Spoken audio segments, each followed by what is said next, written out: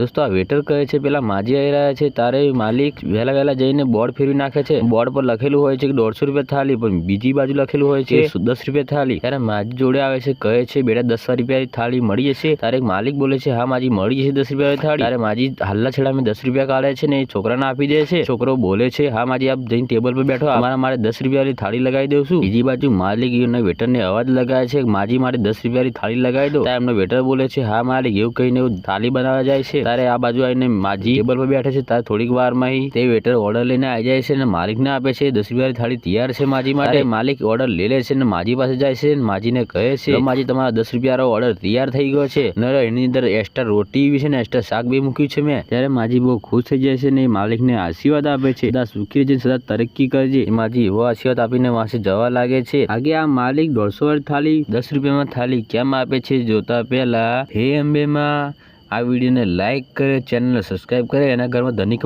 હતા કોમેન્ટમાં જય માતાજી જરૂર છે લખીને જજો। આગે આ માલિકને ખબર હોય છે કે એમનો છોકરો બહુ બીમાર છે, એમની જગ્યા પર નોકરી કરતો હતો અને માજીને 10 રૂપિયાની થાળી આપીને દાદીની મદદ કરે છે।